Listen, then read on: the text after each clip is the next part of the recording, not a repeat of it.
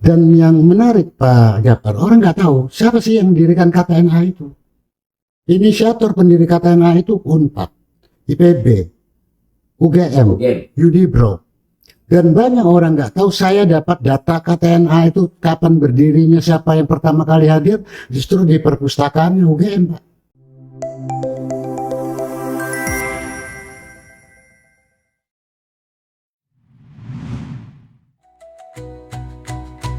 Ngopi bareng MJH, ngobrol santai penuh makna, seputar tani negeri dan cita bersama Prof. Muhammad Jafar Hafsa.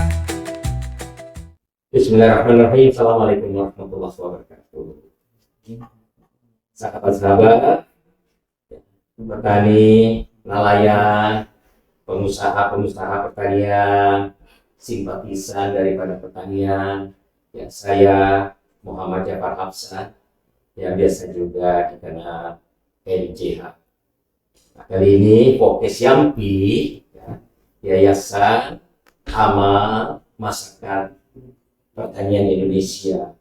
Topik kita pada kesempatan ini adalah topik program kita Ngopi Bareng MJH, yaitu bagaimana kita ngobrol sekitar pertanian di Indonesia. Para hadirin, saudara sahabat-sahabat sekalian seluruh Indonesia, kita akan topik yang kita akan bawakan adalah bagaimana satu organisasi petani nelayan yang terbesar di Indonesia yang mewadahi seluruh petani-petani dan nelayan di Indonesia yang disebut KTNA, Kota Tani Nelayan Andalan Indonesia, pakai andalan. Nah, untuk itu hadir di sini narasumber kita yang cukup keren, yang cukup beken, ya, tokoh kita, tokoh petani asli, ya, dari bawah, bukan tokoh petani di pos, bukan, tetapi benar-benar tokoh ini kita berasal dari perjalanannya bahwa ke puncak perjalanannya sebagai tokoh petani, yaitu kita perkenalkan Bapak Insinyur Muhammad Yadi Sofiano, sarjana hukum. Selamat datang di podcast kita, Pak Ketum, ya. Saya biasa menyebutnya Pak Ketum karena saya cuma penasihatnya, tapi yang ketumnya beliau. Jadi saya lebih sering menyapa Pak Ketum. Nah, itu berarti Pak Sofian. Baik Pak Sofian, kita mengenal KTNA yang dilahirkan, ya, pada waktu Orde Baru, ya, sudah sekian lama, ya, kemudian sekarang berjalan, ya, sampai sekarang ini, malah anggotanya yang bertambah, kemudian kiprahnya semakin besar, kemudian semakin diperhitungkan. Ya. Ini di Indonesia tidak mudah menjadi lembaga yang diperhitungkan. Baik, Pak Sofian, saya sapa Pak Sofian, Pak Yadi, Pak Sofian, ya. Nah, Pak Ketum, ya. Pak Ketum. Baik, Pak Ketum. Bagaimana bisa sedikit diberikan gambaran kepada sahabat-sahabat kita di seluruh Indonesia, tentunya baik petani-petani dan bukan petani, tentang apa sih itu KTNA? Silakan Pak. Baik, terima kasih. Mungkin sebelum mulai Pak, saya harus menyampaikan dulu satu hal penting. Saya kenal Pak Japar ini bukan baru. Mulai Bapak Dirjen Tanaman Pangan dan sering ke Kaltim, mungkin nggak tahu ya Bapak ingat nggak, saya yang selalu menemani Bapak. Dan ada suatu kali mungkin Bapak masih ingat pas kita bikin acara banjir di BPTP. Nah, tapi pada saat itulah Bapak memberi kita inspirasi, motivasi bahwa seorang petani itu adalah pejuang. Ini yang melekat di kepala saya, bahwa seorang petani itu adalah penggerak bangsa untuk pembangunan pertanian. Dia yang memberi makan orang lain. Itu kata-kata itu mungkin Pak Japar ini juga sudah lupa kan. Tapi itu satu motivasi Pak yang lengkap. Dan pada saat saya main di Nasional Art ini jadi pengurus mulai tahun 2000 sampai hari ini, Saya pertama kali jadi pengurus 5 tahun, jadi ketua 6, setelah itu sekjen 11 tahun, dan sekarang ketua umum. Luar biasa. Nah, proses itu memang panjang. Sebelumnya saya kan di Kaltim itu SK Menteri. Kalau dulu KTNH itu SK Menteri, Pak. Jadi di nasional itu hanya ada 10 orang, kemudian ketua-ketua lain itu ada di provinsi. Dan itu SK-nya Pak Menteri. Jadi SK-nya tani dewasa, wanita tani, taruna tani. Dan ada satu hal menarik Pak Japar di KTNH itu ya. Saya suatu saat kebetulan kayak Pak. Ternyata KTNH itu kalau zaman dulu juga dapat kendaraan Pak. CJ7. Kendaraan itu untuk tani dewasa, untuk wanita tani, taruna tani. CJ7 Pak. Itu kendaraan biasanya memang kita pakai tapi diletakkan di kanwil. Itu 1997 kan? Iya, tak 90-an Pak. Mulai 80-an.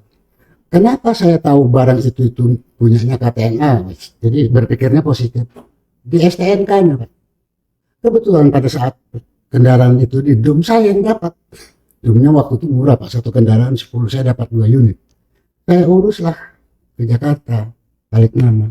Di situ saya baru tahu STNK itu tani dewasa, wanita tani.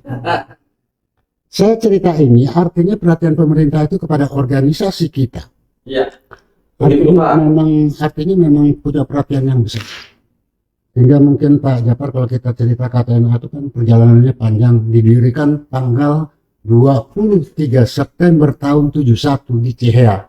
Dan itu penas pertama kita juga. Makanya penasnya pada saat itu judulnya adalah Penas Pertemuan Petani. Karena waktu itu nelayan belum. Nelayan itu 10 tahun kemudian, dan iya 10 tahun kemudian baru ada. Jadi penggunaan kontak tani nelayan andalan itu 10 tahun kemudian. Sebelumnya kita menggunakan nama Bamukti. Nah, KTNH dalam perjalanannya Pak Japar sampai hari ini itu database kita, dan sekarang kami upgrade lagi, diperbaiki. Itu jumlah pengurusnya saja kita 660.073 orang. Itu pengurusnya saja Pak. Anggota kita itu ada 22 juta. Itu berdasarkan database kita, database kita yang berkelompok di KTNH. Rata-rata kan ketua kelompok itu sebetulnya KTNH mereka. Ya, betul. Nah, dari 33 juta petani Indonesia sekarang yang kita gunakan data BPS, berarti ada sekitar 11 juta Pak yang nggak berkelompok. Betulnya kalau kita lihat itu, iya.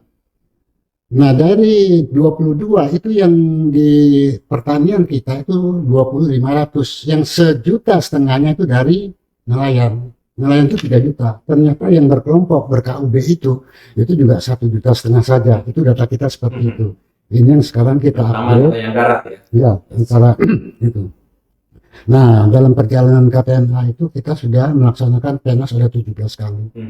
Nanti tahun depan kita akan melaksanakan itu di Gorontalo pada tanggal 20 sampai 25 Juni tahun 2026. Itu penas kita. Nah, sebelumnya nanti kita akan mengadakan rembuk di Kutai Kartanegara mulai tanggal 19 sampai 22 September tahun ini. Dan itu memang menarik karena kita kepingin mengajak teman-teman itu wisata ke IKN lah. Kamu lihat ini ibu kota negara kita yang baru. Pak Ketum, penas itu seperti apa? Kepanjangannya penas? Pekan Nasional. Ya. Nah, itu namanya berganti-ganti juga. Dulu awalnya pertemuan petani, setelah itu pertemuan kontak tani nelayan. Yang sebelumnya nggak pakai, tapi sesudah itu pakai. Itu belum ada andalan Pak. Jadi tidak pernah kita menyebut penas KTNH itu enggak. Selalu kita nyebut penas pertemuan petani, penas kontak tani. Kontak tani nelayan itu bukan KTNH Pak, dia anggota. Jadi semua orang petani kita itu kontak tani kalau dia ketua kelompok. Di situ orang nggak paham. Kalau dia diberi kontak tani nelayan andalan itu biasanya pengurus. Yang andalan itu pengurus. Nah, di situ pisahan data kita juga seperti itu. Nah, jadi kalau kita melihat perkembangan itu, saya berterima kasih Pak Japar mengundang saya hari ini supaya kita juga menceritakan apa sih sebenarnya KTNH. Ada orang tanya, minta maaf ini agak masuk sedikit. Bedanya KTNH dengan HKTI. Iya. Saya jawab, HKTI itu tempat aspirasinya KTNH secara politik. Mungkin Pak Japar ingat, ketua saya Pak Oyon 2 kali jadi anggota MPR RI itu HKTI Pak, bukan KTNH. Dan setiap ketua KTNH itu otomatis duduk di DPP HKTI, Pak Oyon, Pak Win. Saya nggak tahu ini nanti masuk atau enggak, tapi saya sudah memberi nama-nama yang layak duduk di sana. Artinya setiap saat kalau HKTI itu mengadakan kegiatan, KTNH di belakang. Dan itu sudah disampaikan dengan ketua HKTI kita sebelumnya, Pak Prabowo 2 periode beliau selalu menyampaikan KTNH ini pasukannya HKTI. Dan kami nggak merasa bangga malah bahwa kita punya tempat untuk menyampaikan aspirasi. KTNH tadi saya sampaikan dibangun tahun 71, HKTI 73. Nah disitulah waktu itu kita agak berpisah sedikit, tapi pada saat itu di dalam sejarah, karena saya menulis sejarah itu oleh Jenderal Maraden Panggabean, oke, ini sudah jelas. Setiap kegiatan yang berkaitan dengan aspirasi politik hanya ada satu, HKTI pada saat itu Pak. Jadi KTNH ini adalah organisasi profesi independen yang anggotanya petani, nelayan, pekebun, peternak itu. Jadi tahunya ya artinya kita pekerja lah, termasuk petani hutan kita. Nah ini yang kenapa saya jelaskan di pagi ini supaya teman-teman itu tahu. Jadi jangan kaget kalau orang KTNH itu banyak dari HKTI. Orang HKTI pun jadi pengurus KTNH karena ini bagian yang nggak terpisahkan. Saya kepingin Pak menyampaikan, kalau kita berorganisasi janganlah membeda-bedakan organisasi itu. Mau perhipta, nikah, mau ikamah, jaka itu bagian dari satu wadah yang kita menyampaikan aspirasi untuk pembangunan pertanian kita ke depan itu di situ. Makanya saya nggak pernah bertikai atau bertengkar dengan organisasi lain. Sahabat saya ada di SPI, ada di Tani Merdeka, itu bagian dari kita. Itu kalau KTNH itu cara memandangnya seperti itu. Pak Ketua, tentu ya organisasi pada umumnya. Apa sih tujuannya, visi misinya? Apa sih yang mau dicapai dengan KTNH ini? Dengan tadi mengatasnamakan atau hal organisasi petani. Bagaimana? Oke. Visi KTNH itu dulunya panjang Pak. Setelah saya pelajari di lagu, terus di ide-ide pendiri organisasi ini, visi itu saya perpendek. Jadi visi KTNH itu hanya ada satu sekarang, bersama KTNH Maju Sejahtera. Nah di dalam visi itulah nanti terjemahannya ada di misi kita. Mensejahterakan petani, mencerdaskan petani, mengajak petani itu maju. Misi-misinya itu seperti itu. Ada tulis ada 7. Iya. Nah itu sabta peran KTNH itu. Jadi KTNH itu punya peran juga sebagai negosiator, sebagai pemimpin. Itu ada 7 kita sabta peran, termasuk berorganisasi koperasi Pak. Jadi koperasi itu kalau di kita nggak asing. Kalau saat ini pemerintah ada Kopdes merah putih, katanya mendukung dan sebagian kita dorong masuk. Tapi kalian yang sudah punya, jalankan yang ada. Tujuannya itu seperti itu. Nah, yang menarik Pak Japar, pada saat KTNH itu ditanya apa program kerjamu, kami punya RAPBN, apa istilahnya ya, rencana kerja 5 tahun kita. Kami punya program kerja itu setiap rembuk paripurna itu ada program kerja 5 tahunan. Dan setiap tahun kita ada rembuk utama untuk mengevaluasi semua kegiatan itu. Nah ini. Jadi rembuk apa? Kalau rembuk paripurna, nah di sanalah kita anggaran dasar, program kerja. Itu apa namanya? Munas itu. Ya munas kalau orang lain. Nah, kemudian kalau tahunan tadi itu rembuk ya. Ya rembuk utama. Itu biasanya rapim. Rakornas. Ya betul. Kita pakai bahasa petani. Mantapkan program. Oke. Organisasi modern. Ya. Jadi. Nah, kemudian apa namanya? Seperti tadi tujuannya ya. Nah, bagaimana mekanisme anggota, pengurus dan anggota KTNH itu ya terwujud dapat melaksanakan daripada atau dapat terserah dengan tujuan-tujuan dari pendirian KTNH itu, Pak. Oke, baik. Jadi KTNH itu organisasi yang punya struktur. Jadi kalau menghitungnya dari bawah itu dari desa, kecamatan, kabupaten, kota, provinsi, nasional. Instruksi itu turun dari nasional, provinsi, kabupaten, kota, kecamatan, desa. Sehingga setiap program pemerintah, karena saya di nasional selalu diajak rapat baik di Menko Perekonomian, Menko Pangan, dan lain-lain termasuk Kementerian Pertanian, KKP, setiap programnya saya pegang Pak. Itulah yang kita sampaikan kepada struktur ke bawah. Nah biasanya untuk menyampaikan itu kita yang tadi rembuk utama itu. Nah ini loh program pemerintah ini kegiatan. Jadi kalau seperti sekarang ini rame urusan Komdes, rame urusan MBG, rame urusan pupuk, itu kita langsung sampai ke bawah instruksinya. Bahwa itu harus didukung. Salah satu misi KTNA itu adalah mensukseskan semua kegiatan pemerintah program. Kadang-kadang kami di plat itu organisasi plat merah. Kami nggak penting merah, hijau, kuning, plat kami ya itulah kami. Dibangunnya organisasi ini untuk membangun apapun yang dibangun pemerintah untuk pembangunan pertanian. Itu misi utama kita tuh juga ada di situ. Sehingga kenapa disebut kontak tani itu dari zaman Belanda Pak Jafar. Jadi kalau zaman Belanda dulu untuk mencari orang-orang tokoh-tokoh masyarakat mulai mantri tani, kepala desa, kemudian tokoh-tokoh masyarakat, mereka nyebutnya kontak person, bahasa Belanda pakai O juga. Nah itulah oleh pemimpin kita dirubah namanya menjadi kontak tani, kontak person itu. Nah sehingga yang disebut kontak person itulah orang-orang penghubung antara pemerintah dengan program pemerintah ke bawah. Ini sebetulnya kunci. Ini petani profesional. Ya. Yang notabene tokoh petani. Yang dianggap juga orang-orang tokoh sebagai penggerak massa, dia bisa menggerakkan massa. Makanya kalau Pak Jafar lihat di KTNA itu gerakan massanya enggak kayak organisasi lain, pakai duit enggak. Ya cukup merintah tanggal sekian ada acara di sini. Jadi contoh minggu depan ini saya ada acara rembuk utama KTNA Expo, kan KTNA Expo itu selain nasional, provinsi kabupaten juga ngadakan di Ciamis Pak. Nah itu saya datang ke sana. Dan kita sampaikan kegiatan kita akhir-akhir ini di nasional atau apa, sehingga teman-teman di kabupaten kota di seluruh Jawa Barat paham. Model-model begitulah. Dan memang hari-hari ini saya jarang di Jakarta. Kemarin habis dari Kubar ke Gorontalo, sebentar lagi ke sebelumnya ke Lamongan. Nah di Lamongan nanti saya ceritakan Pak ada hal menarik. Setelah ini saya keliling Kalteng, Kalsel, Kaltara, Kalbar Pak. Rata-rata mereka mengadakan peda. Nah jadi kadang-kadang ada pertanyaan begini, saya hari ini buka-bukaan supaya teman-teman tahu. Kok bisa ya Ketua Umum KTNA satu keliling Indonesia, siapa yang biayai? Pertanyaan itu yang hari ini harus saya sampaikan. Kalau kegiatan seperti itu biasanya kan ketum diundang Pak. Karena diundang biasanya difasilitasi tiketnya, nginapnya. Kalau toh tidak difasilitasi, ya suka tidak suka kita gunakan kas KTNA. Artinya proses perjalanan kegiatan itu tetap jalan. Intinya begitu. Ya.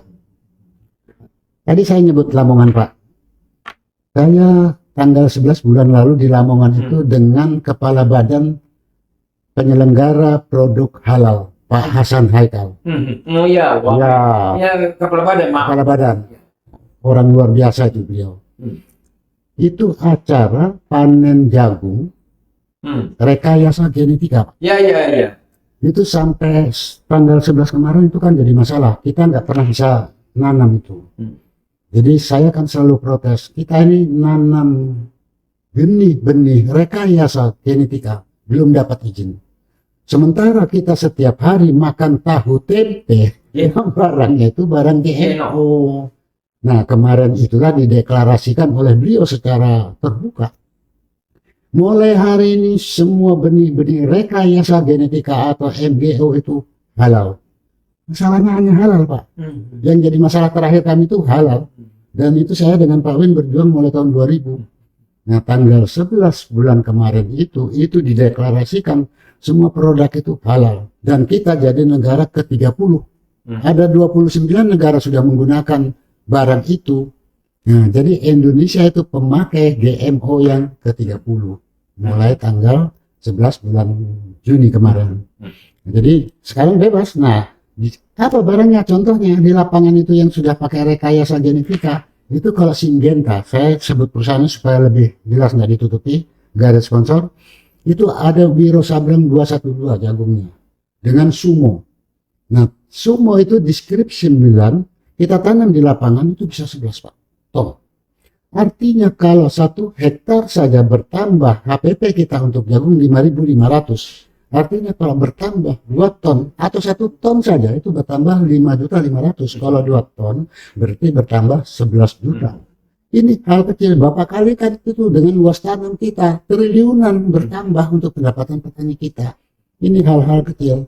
Dan bagusnya lagi itu barang, dan karena saya praktek, saya melihat, saya memanen, itu pada saat tanam, minggu ketiga atau minggu keempat itu biasanya gulma sudah mulai semprot, Pak. Pakai herbisida. Jagungnya nggak mati. Ya beri nama. Ya. Nah itu, jadi pemeliharaan nggak ada lagi. Selektif. Itu yang menarik di situ. Itu. Nah itu memang memang ya kita masuk di teknis sedikit ya. Ya. Sahabat-sahabat ya petani, sahabat-sahabat pengusaha pertanian. Ya.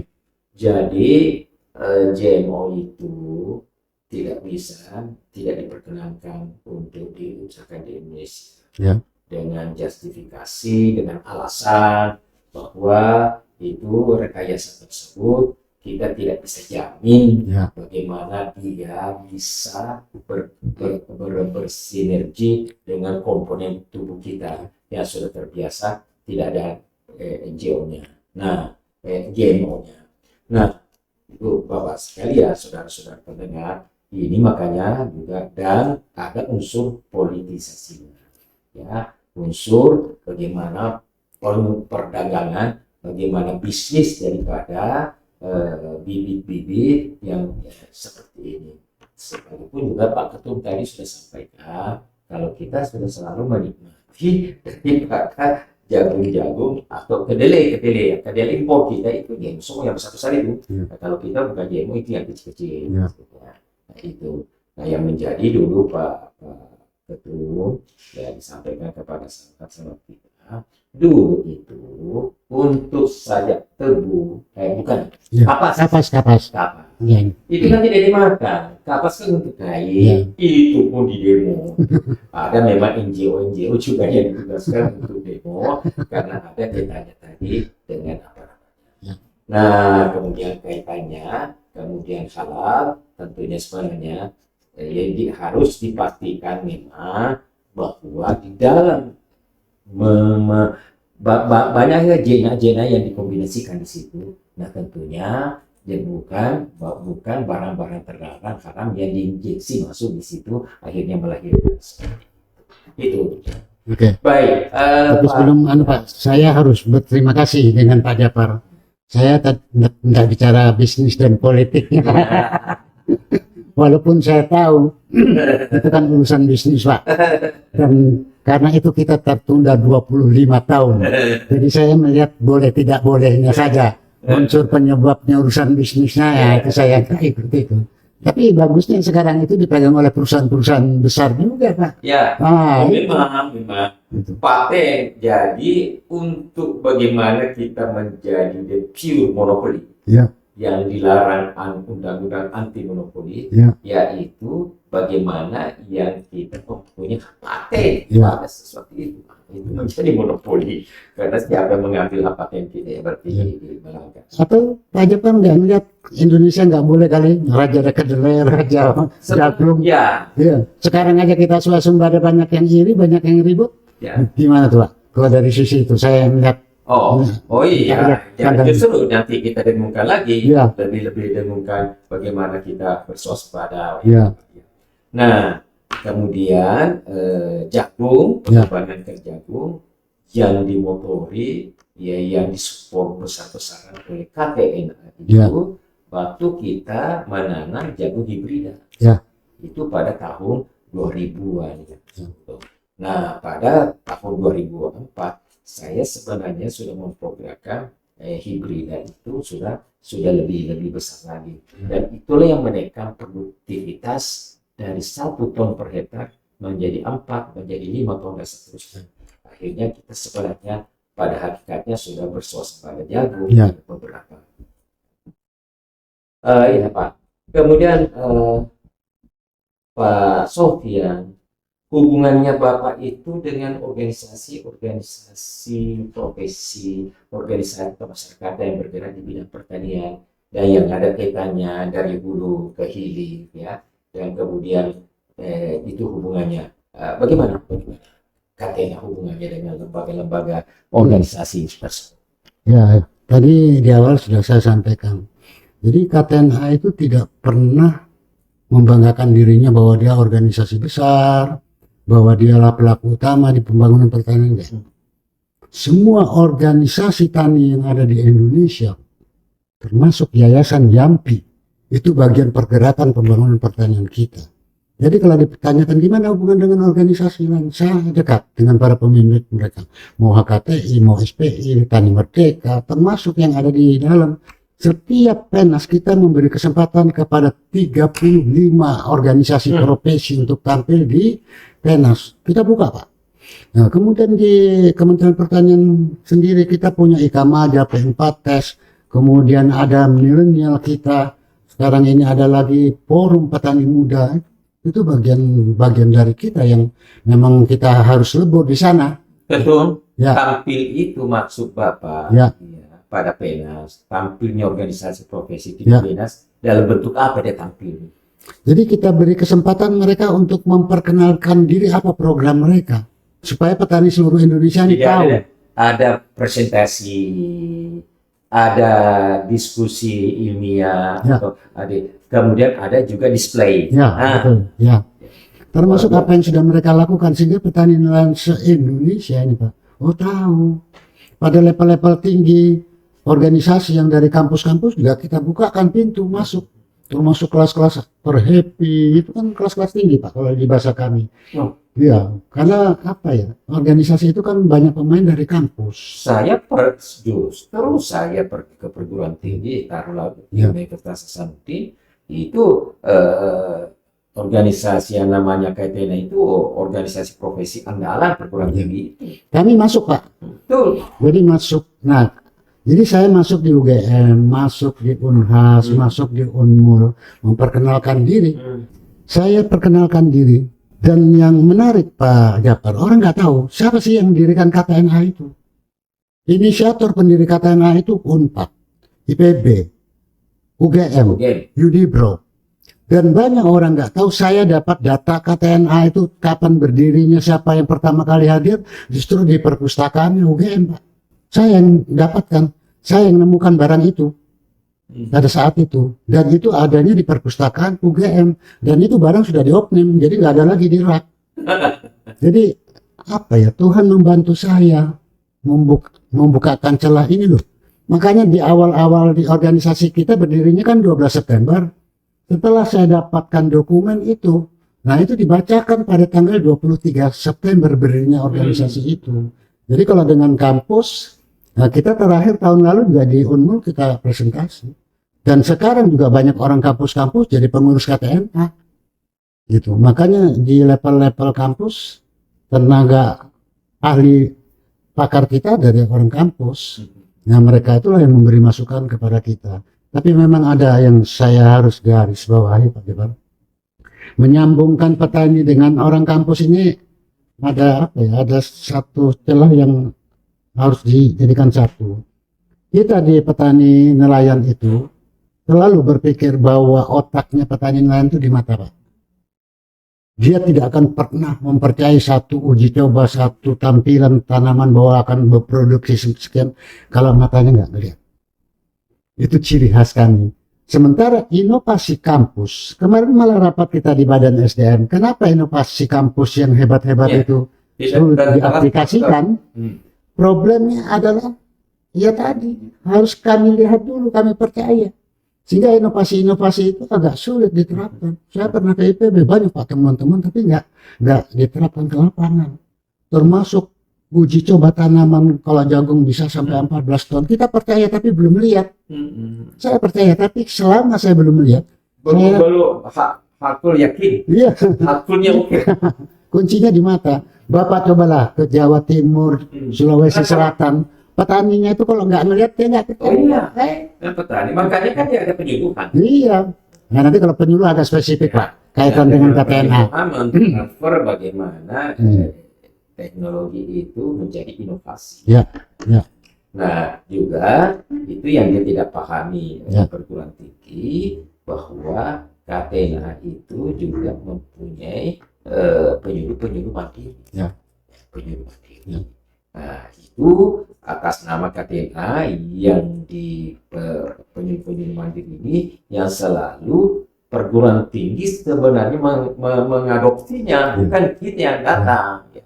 Karena apa hasil penelitian mereka itu supaya bisa diterapkan. Ya. Nah, itu namanya. Oke. Kemudian Pak, ada terobosan-terobosan yang KTNA lakukan ya. Taruhlah terakhir-terakhir ini, 5 tahun terakhir atau 1 tahun terakhir, saya tahu persis bahwa KTNA, misalnya KTNA itu yang getol mengajukan harga pembelian pemerintah terhadap gabah. Kan seperti itu, Pak. Betul kan?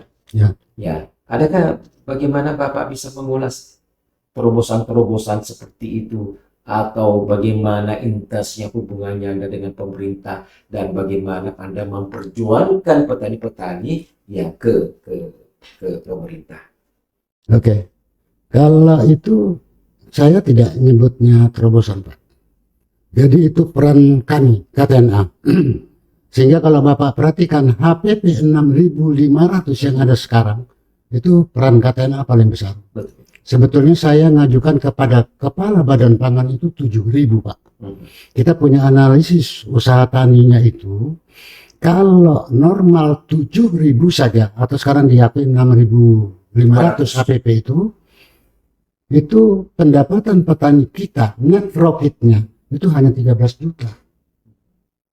Ya. 4 bulan, Pak. Artinya kalau dengan HPP sekarang kami itu hanya mendapatkan gaji rata-rata petani kita itu hanya 3 juta.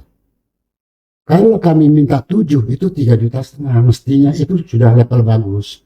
Nah, jadi sekarang ini posisi itu kita, jadi saya bersurat dan saya mengurusi itu. Jadi kita tuh kepinginnya malah 7, dia akhirnya diakomodir 6. Kita calling semua ketua KTNA se-Indonesia, siapa ketua terima saja. Ya keluarlah angka 6,5. Itu pun Pak, pada saat perbadan itu keluar 02 di awal tahun, saya protes, Pak. Kenapa protes? Itu 6,5 tapi ada kata-kata rapaksi. Apa ini rapaksi? Artinya kalau barang petani kita itu kadar airnya di atas 2, kadar air gabah kering panen itu rata-rata 25, Pak. Kalau GKG-nya itu rata-rata 14. Kalau pakai standar 14, kalau rapaksi dijalankan, artinya kan kondisi di lapangan nggak mungkin gabah kering panen itu bisa 14, pasti mulai 18, kalau kering dia 18, tapi rata-rata kita menggunakan angka 25, itu GKP, sosok benih kotornya 10%. Kalau itu terjadi kemarin di aturan yang pertama di 02 itu disampaikan ada pemotongan Rp250 karena kadar air. Saya protes, Pak. Dan saya bersurat kepada Presiden Tembusat. Saya sampaikan dia tenaga beliau.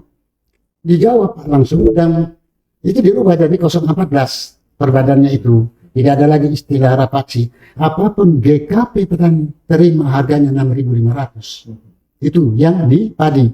Kalau yang di jagung lebih parah, Pak. Jagung itu HPP-nya 5.500, itu kita juga berjuang seperti itu. Nah ternyata ada rapaksi, kalau dia enggak 14%, itu enggak diterima. Enggak diterima, Pak, bukan dipotong harganya lagi.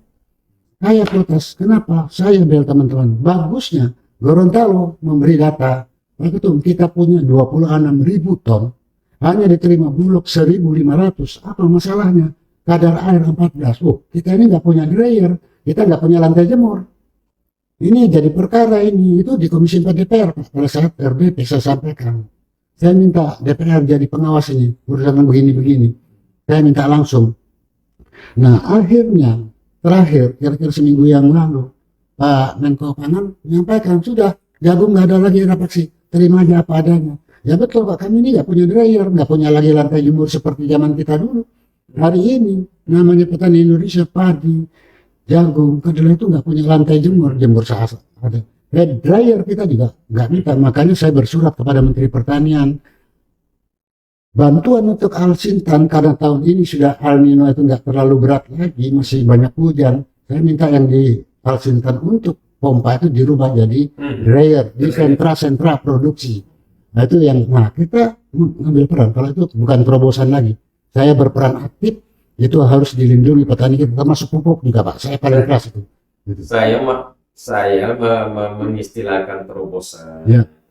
Karena barang itu tidak mudah ditembus dengan berbagai kepentingan kan. Ya. Oke. Nah, kemudian tadi ya harga biasanya memang yang disebut floor price itu harga pembelian pemerintah itu standarnya adalah kering giling, berarti itu kadar air 14, Ya, betul. kotor 3. Ya. Sedangkan kalau kering panen, baru langsung panen, itu bisa berada di kadar air 22, Ya. 24. Ya, betul. Nah, itu yang juga disampaikan saya para tokoh-tokoh organisasi petani, ya, organisasi pertanian, ya, apa. Bagaimana harga tidak pakai apa standar? Saya bilang tidak. Harga itu pokoknya itu nggak lepas dari petani, ya itu harganya. Nah, itu berarti dipanen namanya toh. bukan kering sawah dong. Kalau kering sawah kan tidak dipanen, baru dipanen dong. Nah itu ada menarik Pak. Saya tadi nggak ceritakan, menyusul itu saya dengan HKTI. iya, Pak sadar waktu itu masih sekjen beliau. ya, Nah. almarhum. Iya, jadi Iya. Pak Ketum berapa? Aku 7.000. HKTI harus 7.250. Saya ingat kata-kata beliau itu. SPI 7,5. Nah, jadi itulah 3 organisasi yang di Badan Pangan berjuang untuk melakukan itu. Itu sekjen HKTI dengan ketum KTN apa? Iya. Berminggu-minggu kami menghitung itu. Betul. Berdasarkan masukan dari petani kita seluruh Indonesia. Nah ini saya menganggap seperti juga pupuk bersubsidi. Ya. Nah, semuanya sarana produksi seperti kredit. Memang sungguh-sungguh KTN yang mengawal ini baru bisa terwujud. Karena para pemegang kepentingan, ya, stakeholders itu masing-masing ada kepentingan. Termasuk importir pun sekarang. Dia tidak ingin bagaimana produksi petani itu meningkat. Padahal salah satu kuncinya produksi meningkat itu kalau ada penetapan atau harga yang terjamin kan. Nah, di situ. Oke. Nah, ini Pak Pak Ketum, apa pesan-pesan terakhir ya? Apa harapan-harapan terakhir?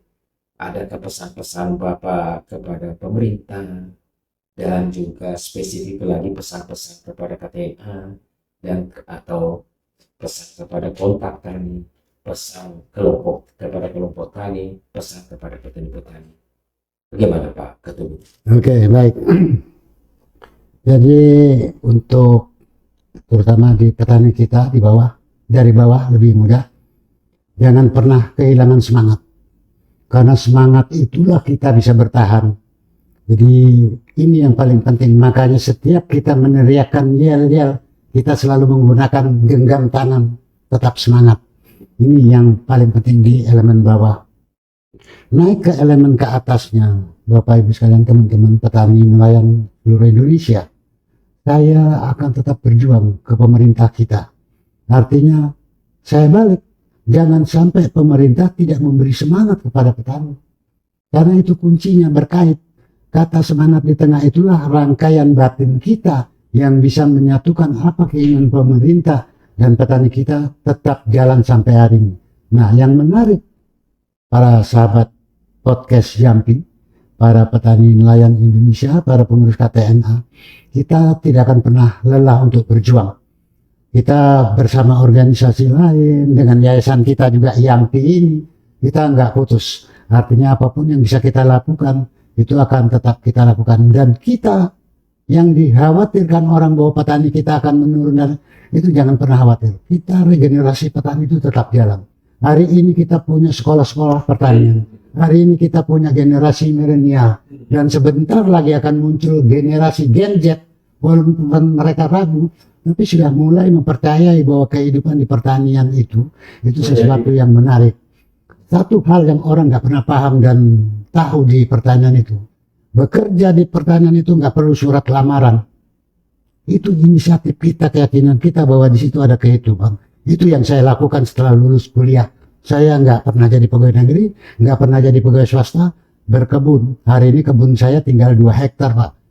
Yang lain sudah saya lepas karena memang kondisinya. Tapi di kebun itulah kehidupan saya, ada durian. Ini saya nanam kelapa, Pak. Kenapa saya sekarang fokus kepada tanaman kelapa? Saya keliling ke Sulawesi, Gorontalo, Manado. Kenapa KTNA ini di hari tuanya kok bisa tanam? Ternyata dia punya tanaman kelapa, Pak.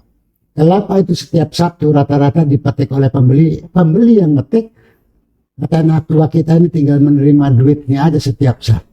Saya dapat inspirasi itu dan saya ke Kalbar dari Pontianak. Ya, itu. Dari Pontianak ke Singkawang juga tanam kelapa, Pak. Sulawesi itu terbesar kelapa, Pak, petani. Satu-satunya komoditas perkebunan yang dikuasai petani itu kelapa. 92% itu milik masyarakat. Beda sawit 70% swasta, hanya 30% petani kita. Kelapa ini kehidupan. Dan sekarang bangsa Indonesia ini ngetren minum air kelapa, Pak.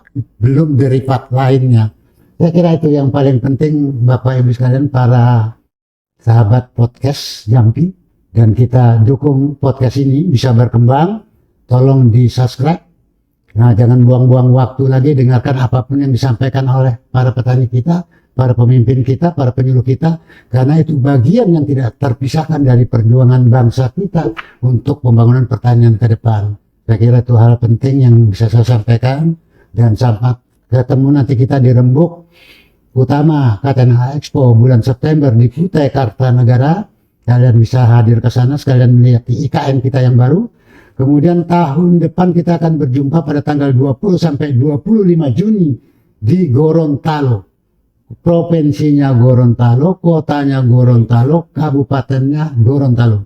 Banyak hal menarik di sana yang bisa kita tukar informasi, belajar dan lain-lain sehingga pertanian kita maju untuk ke depan bagi generasi muda kita. Terima kasih. Wassalamualaikum warahmatullahi wabarakatuh. Luar biasa. Itulah seorang Insinyur Muhammad Yadi Sofiando, ya, yang tumbuh secara real, ya, memang adalah tokoh petani, ketua umum KTNA.